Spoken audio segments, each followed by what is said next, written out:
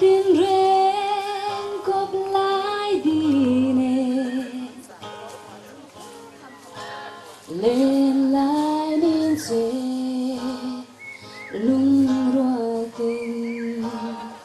anh heo xia về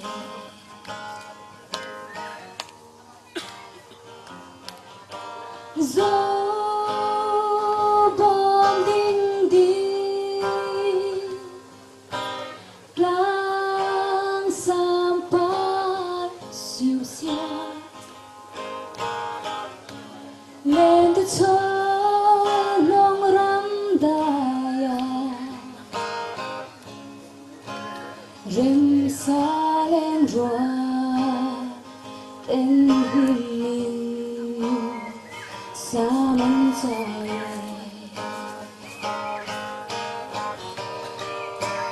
anh nghe nghe vui lại trên im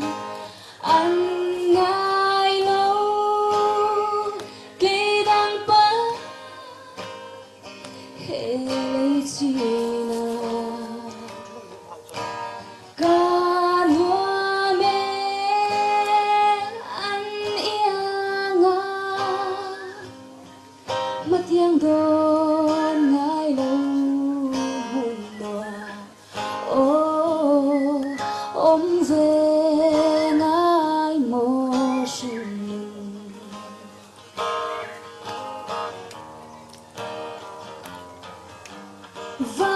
vào chùa quy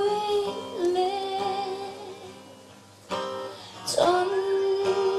quy par dòng tê vui lại rèn kursia về rồi mấy dám chia riêng này chẳng mỏi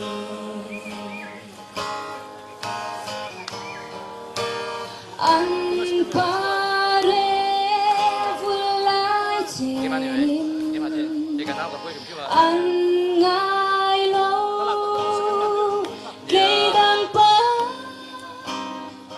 hệ chi nào cả nuam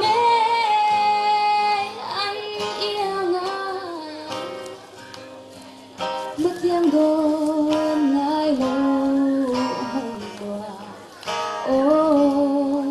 ông về ngại mô sừng